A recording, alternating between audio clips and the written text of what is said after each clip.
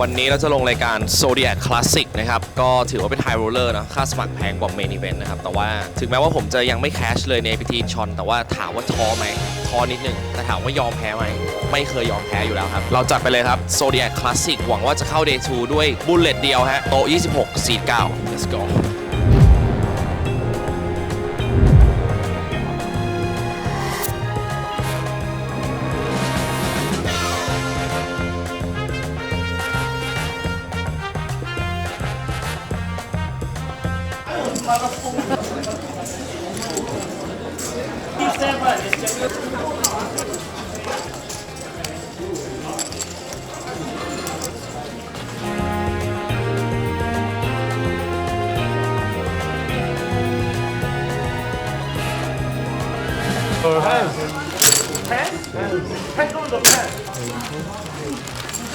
所以还是去了，我气死了。ใน Zodiac นะครับ Zodiac Classic นะครับค่าสมัคร $2,100 ตอนแรกเนี่ยสแต็กไปถึง100,000ละแต่ว่า2เลเวลสุดท้ายนี่คือขาดเดทมากๆนะครับก็เลยแบ็กที่ 71,600 average 100,000อยากจะแบ็กซะ average แต่ว่าแบ็ก71,000ก็ถือว่าแบ็กนะฮะเดี๋ยวพรุ่งนี้ลุยกันต่อจนถึงวินเนอร์เลยนะครับ ITM อยู่ที่55เพราะฉะนั้นก็โอ้โหอีกยาวไกลพรุ่งนี้จัดไปครับในการเล่นโป๊กเกอร์นะครับการ3 bet เนี่ยเกิดขึ้นบ่อยการ4 bet เนี่ยเกิดขึ้นไม่บ่อยนักแต่วันนี้ผม5 bet เลยครับไม่ใช่แค่4บัตเทิลเปิดมานะครับblind 300 600บัตเทิลเปิดมาที่ 1,200 นะครับผมทำการ3 bet ที่ big blind ไปที่ 5,500 นะครับ3 bet ไป 5,500 บัตเทิล4 bet ครับ 12,000 นะฮะสแต็กเขามีประมาณ 35,000 นะครับประมาณ 70 บิ๊กบลายแล้วก็ผมคิดสักพักหนึ่งนะครับแล้วก็ทำการบอกดีลเลอร์ไปว่า all in นะครับ5 bet แจมไปฮะคุณผู้ชมคิดว่าผมมีแฮนด์อะไรครับ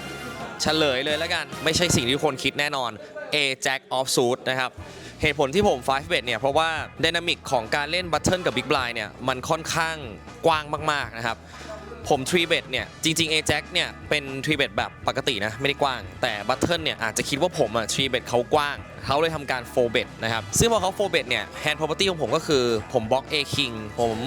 ทำให้ A Queen หมอบได้ผมอันบล็อก4กับ5นะครับทำให้เขามี Ace 4 Ace 5 suited ที่4 bet bluff ได้นะครับแล้วก็ผมบล็อกคู่ A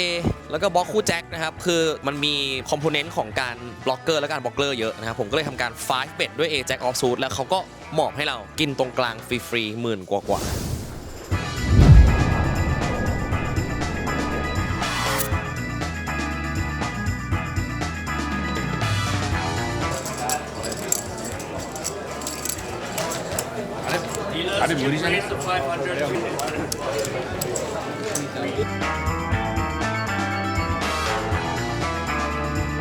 So set the ball up.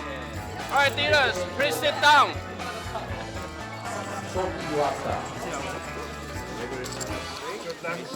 All right, guys, congratulations.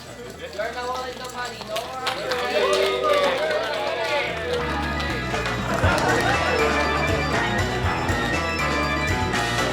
ไอเทมแรกของ Enchon แล้วนะครับกับ Zodiac และ Zodiac นี่เป็นรายการที่แบบทีมงานรู้ทุกคนรู้ว่าแบบผมไอเทมน้อยมากอะ Zodiac break the curse let's go สวัสดีชาวเทหน้าตักครับผมบินมาถึงไปที่เรียบร้อยแล้วนะครับผมกับ APT Incheon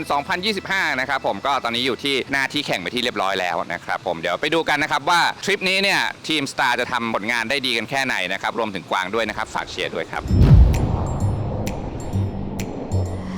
เป็นการเหยียบAPT เกาหลีเป็นครั้งแรกของกวางนะครับผมก็วันนี้มาถึงก็เป็นรายการวอร์มอัพซะหน่อยแล้วกันนะครับผมให้มือชินหน่อยให้ตัวแบบชินกับสถานที่หน่อยนะครับก็รายการแรกครับเป็นไฮเปอร์เทอร์โบนะครับผมก็ซิ่งนิดนึงกึ่งวัดหน่อยนะครับเดี๋ยวไปดูว่าแมตช์วอร์มอัพของกวางนี่มันจะได้สัก ITM หนึ่งมาประเดิมก่อนก็ดีนะอะไรประมาณนั้นครับ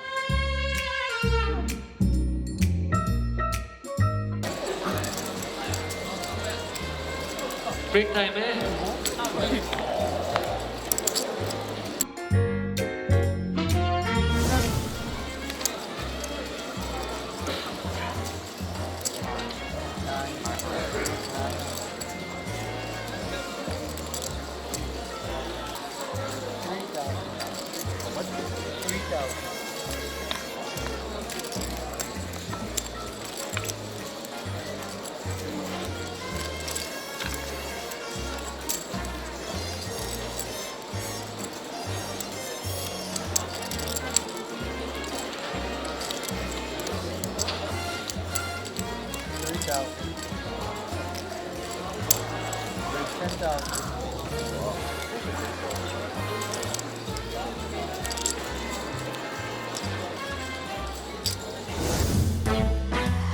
ค่ะก็เมื่อกี้นะคะเล่นรายการ Hyper Turbo ค่ะ เป็นรายการสุดท้ายของทริปนี้ของฝนค่ะ และผลประกอบการก็คือ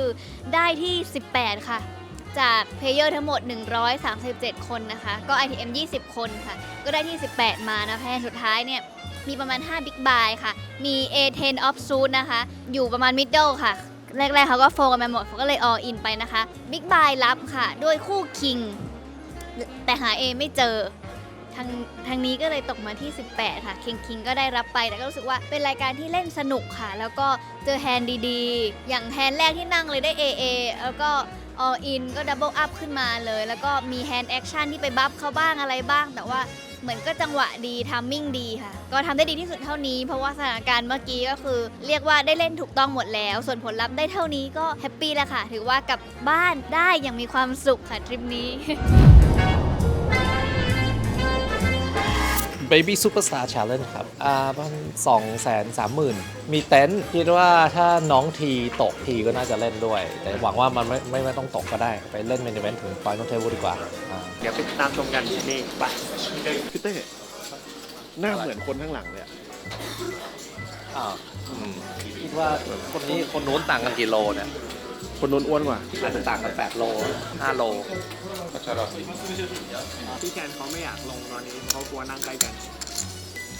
ที่จริงมันต้องแรง We waiting for you to start the game Harry, right? You actually see it over here. เจออาจารย์เต้ครับ แต่คนนี้ไม่เหมือนคนนู้นแล้วนะ ไม่เล่นไพ่กับพี่เต้มานานมากแล้ว นี่น่าจะปีหนึ่งได้ปะที่โตร่วมตัวเดียวกันเกิน 6 เดือนแน่ๆไม่น่าถึงปีนะ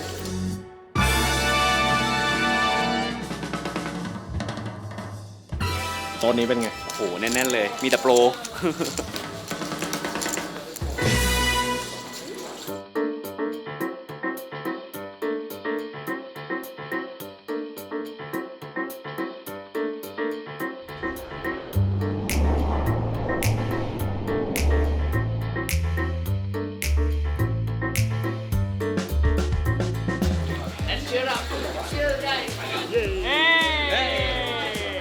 นั่งตรงนี้เพราะว่าอะไรครับ ตรงนี้ซีเทงครับ เรียกว่าที่มงคลฮวงจุ้ยดีซีเนี้ยครับคือนั่งที่อื่นเนี่ยยืนอะไรอย่างเงี้ยนั่งตรงฝั่งนู้นไม่เคยได้แชมป์เลยเนี่ยรอบนี้มาเปลี่ยนไปนั่งฝั่งนี้ รอดูกันว่าซีทมงคลจริงเปล่าเดี๋ยวเรารอดู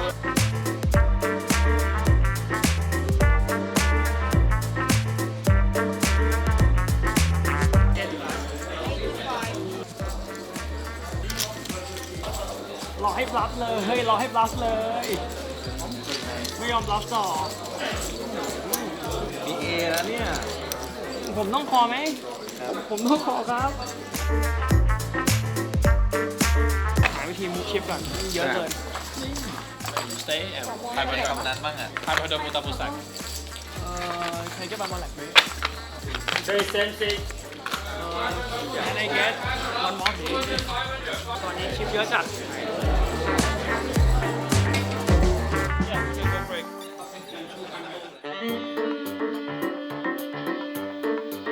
เมื่อกี้เอควีน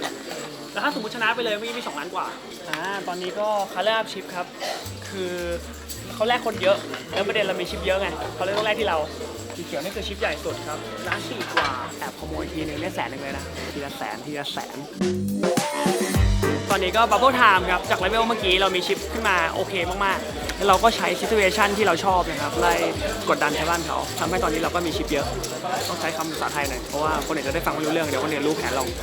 ก็หลังจากนี้ครับ คือเราก็ทำหน้าที่เดิมครับ พยายามประคองสแต็กให้ได้ประมาณ2 ล้าน เพราะว่าพอมันหมดบับเบิลไทม์แล้วเราจะได้เล่นง่าย ตอนนี้ปลายมันใหญ่ด้วย คือปลายมันใหญ่แปลว่าคลิปจะเยอะขึ้น เราจะแทบไม่ได้เล่นบอร์ดแล้วไง เพราะนั้นก็ต้องรอดูครับพอจบเลเวลนี้ปลายมันแบบวนรอบละ100,000อ่ะ หมายความว่าการมี 500,000 คือ5 รอบ มันไม่ได้ดีฟขนาดนั้นครับโอเคงั้นเดี๋ยวไปลุ้นกันเลยดีกว่า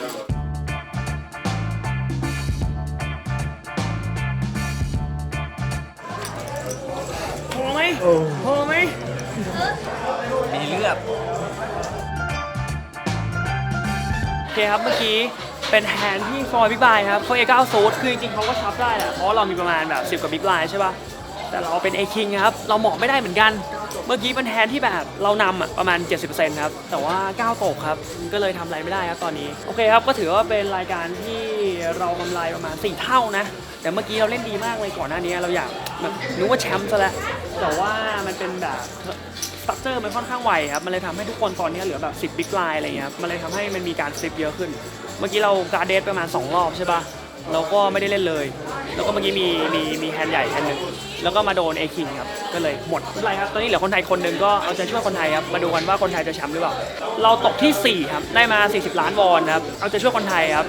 อยากให้ได้ถ้วยกลับบ้าน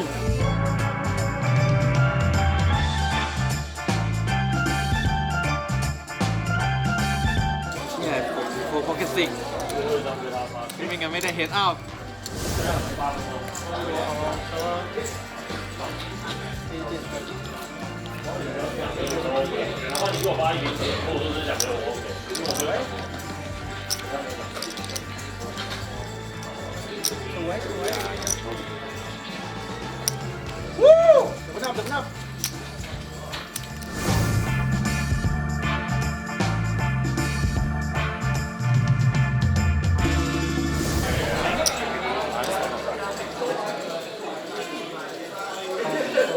ไทยนะ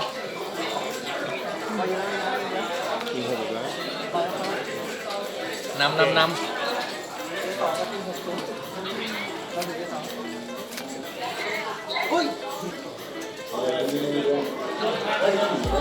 โอ้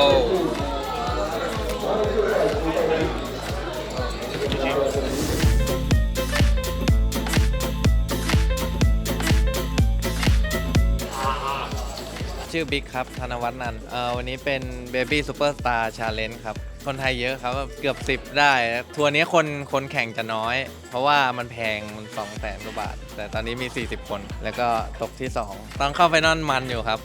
มีโปรเตนด้วย แล้วคือเขาเอาไอเทียม5 คน แล้วเหลือ6คนอะชั่วโมงหนึ่งนั่งกันอยู่งั้นเพราะว่าจาก0 บาทกับ 700,000อะเพราะ ITM มัน 700,000 บาทก็6คนก็เหนียวกันอยู่งั้นโปรเตนก็บูลลี่ทั้งโต๊ะเปิดทุกแฮนด์เขาก็หมอบให้ทุกแฮนด์ตอนแรกชิปผมนำอยู่นิดหน่อยนะครับแต่พอช่วงติด ITM ก็โปรเตนเอาไปแล้วก็ยาวเลยครับผมก็นั่งหมอบอย่างเดียวไม่มีแฮนด์ก็ไม่เล่นเลยมีแฮนด์หนึ่งตอนเหลือ3 คนแล้วครับแล้วมีคนแรกช็อตสุดคนแรกแจมมาเลยแล้วอีกคนหนึ่งที่เป็นชิปลีดอยู่อะคอแล้วผมมี Pocket 6 คือผมคิดว่าผมอาจจะชนะชิปลีดแล้วจะได้ชิปมาเยอะผมก็แทงอยู่นานแต่ว่าปล่อยให้ชิปลีดเขาจัดการดีกว่าก็เลยหมอบไป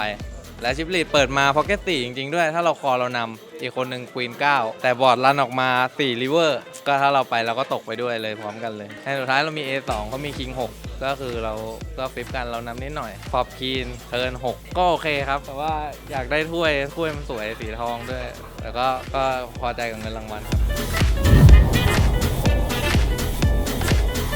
ตอนนี้นะคะกำลังจะลง Women Event ค่ะเคยสัมภาษณ์ไปแล้วว่าเราเคยได้ Women Event มาแล้วนะคะครั้งนี้ก็จะมาดูว่าจะได้ Double Champ ไหมนะคะตอนนี้สาวๆก็นั่งกันอยู่เต็มเลยมีแต่คนสวยๆนะคะแต่บอกเลยว่าทุกคนเล่นกันดุแน่นอนค่ะฝากเป็นกำลังใจด้วยนะคะดุเลย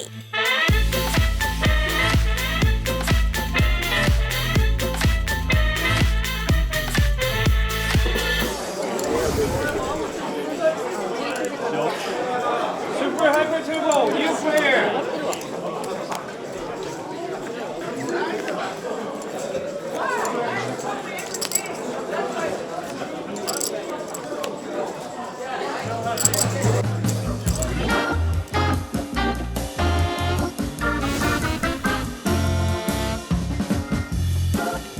เพิ่งบัสมาเมื่อกี้นะคะ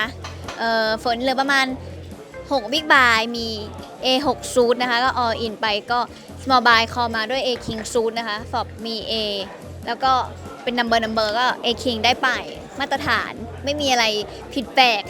คือเดี๋ยวนี้ APT ก็จะมีรายการ Women นะคะเกือบทุกวันเลยอย่างเมื่อก่อนเนี่ยก็คือ1รายการใหญ่10 วันเนี่ยอาจจะมีทัวร์เดียวเดี๋ยวนี้เรียกได้ว่า10 วันมีเหมือน10ทัวร์แต่ว่าใบอินอาจจะต่างกันอะไรอย่างเงี้ยค่ะซึ่งผู้หญิงก็ให้การสนใจลงเยอะขึ้นส่วนตัวรู้สึกว่ารายการ Women Event เป็นรายการที่เล่นยากอยู่แล้วเพราะว่าค่อนข้างมีแอคชั่นแรงแล้วก็เป็นการเล่นที่ดุเดือดนะคะถ้าเกิดถามบรรยากาศในการเล่น Women กับรายการทั่วๆไปอ่ะสำหรับฝน Women เนี่ยเป็นรายการที่ดุเดือดแต่เราก็รู้สึกว่าเราก็เล่นได้ตามระบบเราแต่ถ้าเกิดว่าแฟนๆได้มีโอกาสมาดูเกาะขอบโต๊ะผู้หญิงนะคะ not so friendly นะคะแบบว่าทุกคนมีความสามารถแล้วก็เล่นกันแบบจริงจังหลากหลายเทคนิคกันค่ะก็เก่งกันหมดเลยบรรยากาศตึงเครียดเหมือนเดิม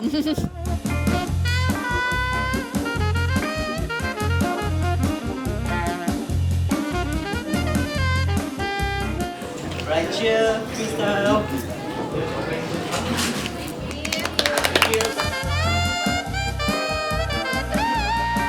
Thank you so much.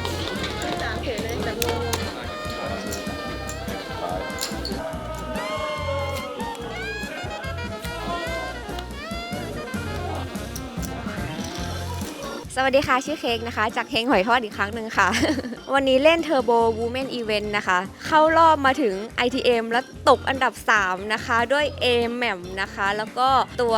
Small Buy นะคะ คอมาด้วย King Jack แล้วตก King ก็เลยตกรอบเลย แต่สิ่งที่ดีใจมากคือ วันนี้ได้ติด 1 ใน 3 นะคะ ITM จาก 61 คนนะคะ แต่สิ่งที่เสียใจนิดนึงคือไม่ได้แต่งหน้ามา ยังไงก็ฝากติดตามเค้กด้วยนะคะอนาคตจะเป็นยังไงมารอดูกันค่ะ จะพยายามให้มากกว่านี้ค่ะ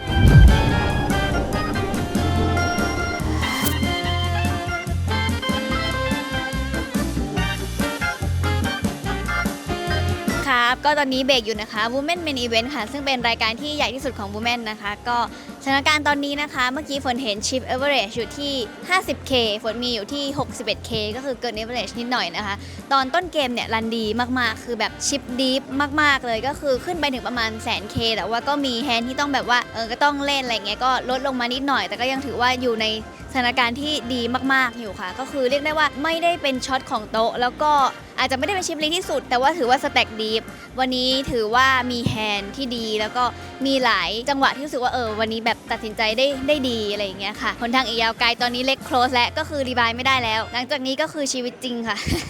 เดี๋ยวไปลุ้นกันต่อลุยกันยาวๆค่ะวันนี้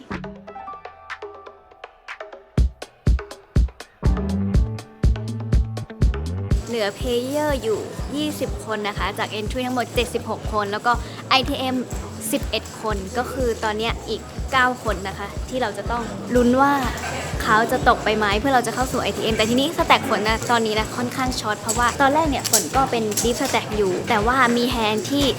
ค่อนข้างใหญ่แต่ว่าก็ลองเช็คแล้วโอเคแอคชั่นถูกต้องยังไงเราก็ต้องคอไปก็เลยทำให้สแต็กฝนน่ะลงมาช็อตค่ะนี่ก็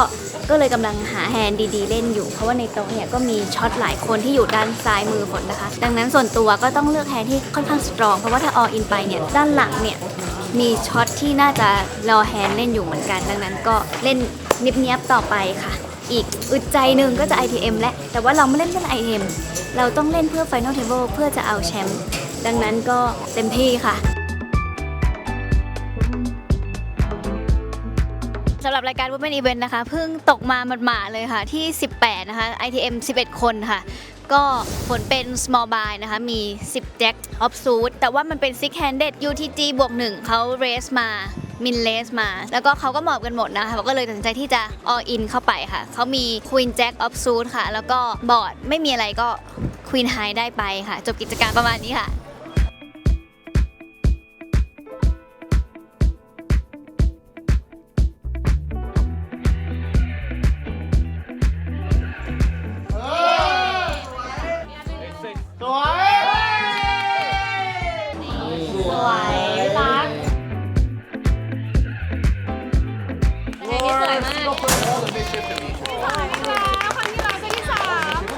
วันนี้ลง Women Event ค่ะตกที่ 3 อีกแล้วรอบก่อนที่ APT มานิลา Women Main Event ก็ได้ที่ 3 รอบนี้ก็ที่ 3 อีกแล้วอดได้ถ้วยเสน่ห์ของมันคือเวลามันเล่นกับผู้หญิงด้วยความที่เราแบบเป็นผู้หญิงเหมือนกันอะไรเงี้ยมันพอ read หรือพออ่านออกว่าแบบเขามาด้วยอะไรหรือเขาเล่นด้วยอะไรอะไรเงี้ยก็เลยชอบเล่น Women Event เพราะว่าคิดว่าเราอ่านเขาออกว่าเขาเล่นไพ่ยังไงก็ยังตามหาถ้วยที่ 3 อยู่แต่ความจริงอยากได้ถ้วยใหญ่มากๆตั้งใจอยากได้ค่ะก็คืออย่างที่บอกว่าเขามีรายการ Women Event ทุกวันนะคะเอาอีกวันนี้ก็เอาอีกค่ะเดี๋ยวเราจะไปลุยกันนะคะหลังจากผ่านสถานการณ์ขับขันมาในวีคที่ผ่านมานะคะนอกจากยังไม่เจออะไรดีๆแล้วสนันชัดป่วยแล้วก็หยุดไป1วันค่ะแต่ตอนนี้ก็คือกลับมาพลังใจเต็มร้อยพลังกายเหลือ30แต่สู้กันต่อไปลุยกันค่ะ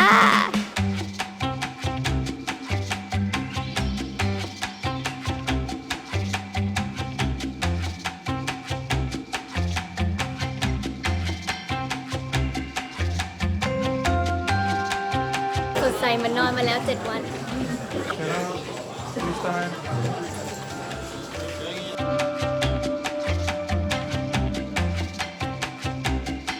Final Table ของ Women แล้วก็ตกมานะคะในลำดับที่ 7 ค่ะ ก็คือมี 2 แฮนด์ท้ายนะคะ ที่เป็นแฮนด์ค่อนข้างใหญ่ของฝนเลยนะคะ ฝนอยู่เลทโพซิชันถือแจ็คฝนก็มินเรสไปนะคะบิ๊กบายเขาโปรเทคมาค่ะฟอบมาเป็น 246 เลนโบเขาเช็คนะคะ ฝนก็ซีเบสไปในไซซิ่งปกติเลยเขาอออินใส่ 90,000 กว่า ซึ่งสแต็กฝนตอนนั้นมีประมาณ 150,000 160,000 ค่ะฝนก็คิดว่าถ้าเขาสเตทแล้วก็ไม่ได้ท่านี้แต่ถ้าเขาเซตเขาก็ไม่น่าเล่นท่านี้เขาอาจจะโอเวอร์แพร์เหมือนกันเขาเป็นบิ๊กบายเขาก็มีสิทธิ์มีแบบ 7 8 8 9 9 10 10อะไรเงี้ยนะคะเพราะเราถือแจ็คถ้าแพ้ก็จริงๆก็แพ้ไม่เยอะในโพซิชันที่เขาน่าจะเล่นอะไรเงี้ยเพราะคิดว่าถ้าสเตทหรือเซตแล้วเขาไม่น่าจะเล่นท่านี้เพราะว่าถ้าบอร์ดยังเป็นนัมเบอร์เราน่าจะเบสเขาก็น่าจะแทรปเราได้สบายๆก็เลยใช้ทำแบงค์ไปอันหนึ่งแล้วก็ตัดสินใจที่จะคอไปนะคะด้วยคู่แจ็คนะคะโอเวอร์แพร์บอร์ดเขามีคิงค่ะแต่ว่าเขาโปรเทคบิ๊กด้วยคิงมาซึ่งแบบเราก็ไม่เห็นสิ่งนี้อยู่เลยก็เลยสแต็กก็เหลือช็อตมากๆนะคะแล้วก็แฮนด์ท้ายมีคนเรสมีคนคอแล้วฝนเป็นบอททอนมีประมาณ4บิ๊กกว่าฝนก็อออินไปเขาก็รับด้วย A King Suit นะคะฝนมีคู่6บอร์ดเหมือนมี A หรือ Queen ปักมาเขาก็เลยได้ไปค่ะ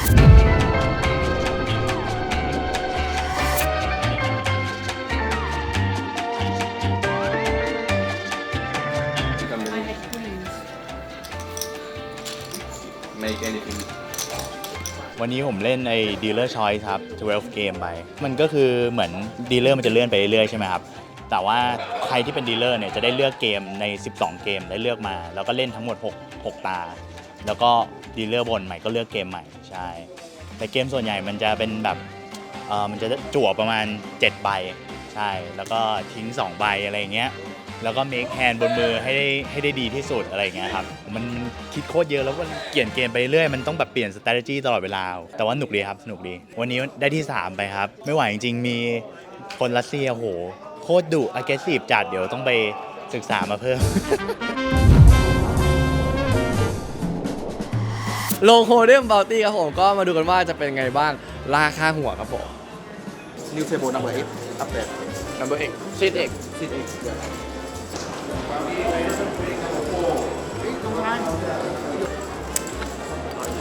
ตอนนี้ลุยรายการปาร์ตี้นะครับตั้งโต๊ะเดียวกับพี่กัตนะครับกับพี่ตี้นะครับคนไทยนะครับ3 คนนะน่าจะมา8 คนไทยทั้งโต๊ะเลย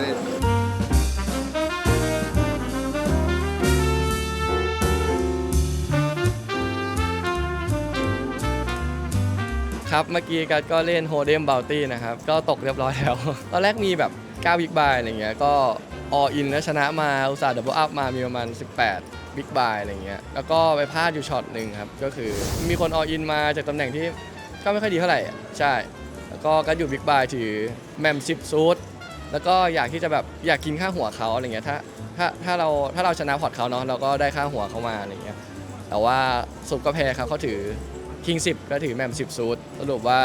ริเวอร์ตกคิงก็เลยทำให้เราช็อตพอช็อตเสร็จก็ต้องหาแฮนด์ออนอีแล้วก็มีแมม10อีกเหมือนกันก็ออินไปก็โดนเอทแจ็คใช่ครับไม่ติดอะไรกันเลยก็คือแต่เอทไฮกินตกเรียบร้อยเศร้าเลยครับไม่น่าพลาดช็อตเดียวตกเลย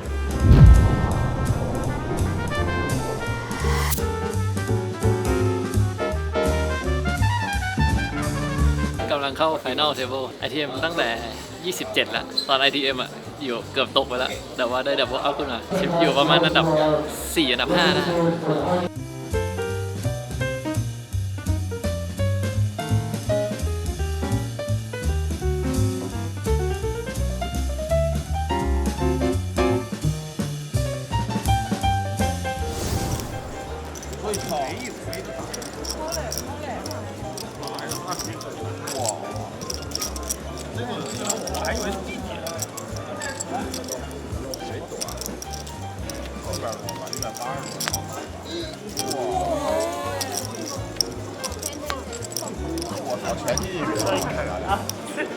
เ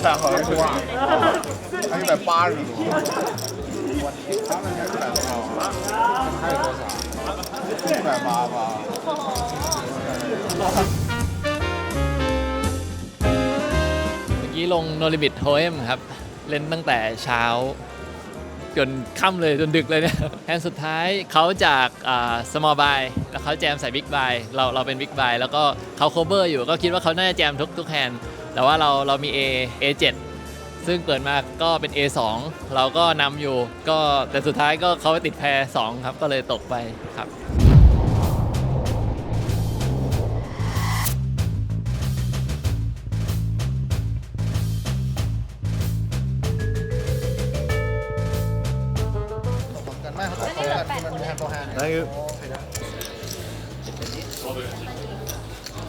มีคนตกครับมีคนตก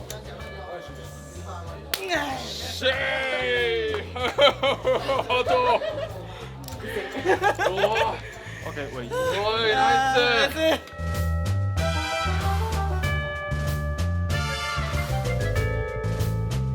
Thank you. 지금.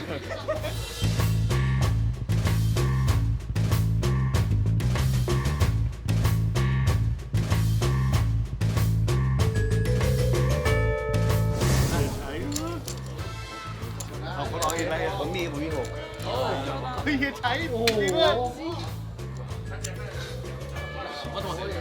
ต้องแบบเฮ้ยใช้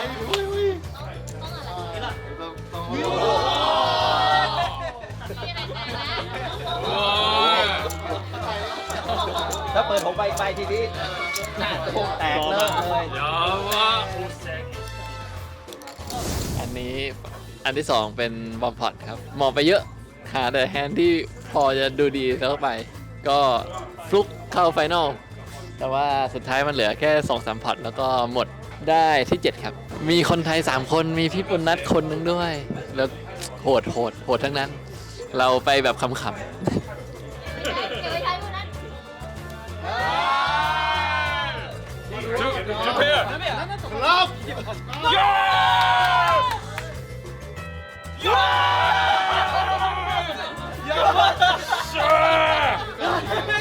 เฮ้ยอะไรเกิดขึ้นได้เนี่ยสามตาติดเลยก็มันก็เรื่อยๆอ๋อเลยhave six have six have six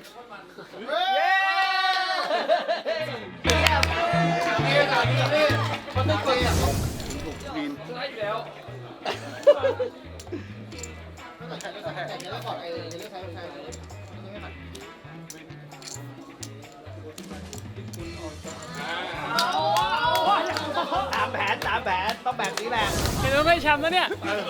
คนไทยอยู่ 2 คนขนาดนี้สู้ๆครับสู้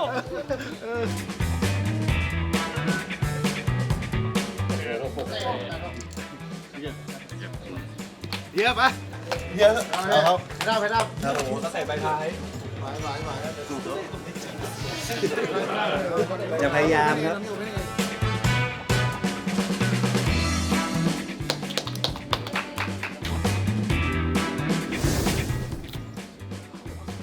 Yes! Yes!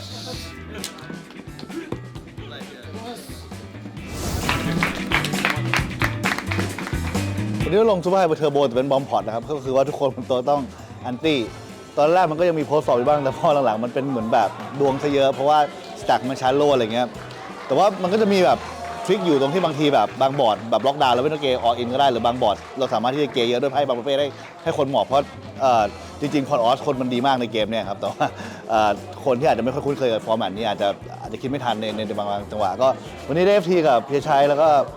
ติดท็อป3ด้วยกันด้วยพอดีผมในตาหนึ่งที่มีคิง9แต่ว่าผมเหลือชิปเดียวคือจะได้แบบ200ต่อ1เลยแต่ว่าเหมือนมีออนกัน3คนผมคิดว่าผมต้องรันเนอร์แล้วก็โอกาสได้เพย์จัมป์2 อันสูงแล้วค่อยกลับมาฟลิปก็ได้เพย์จัมป์จริงๆ2 อันแล้วก็เกือบฟลิปผ่านด้วยแต่ว่าสุดท้ายโดนเขาริเวอร์ไปก็เพียชัยที่2นะครับก็ฝากเชียร์ต่อกันต่อเดี๋ยวคนไทยยังไม่มีใครได้แชมป์เลยก็ฝากเชียร์กันด้วยครับ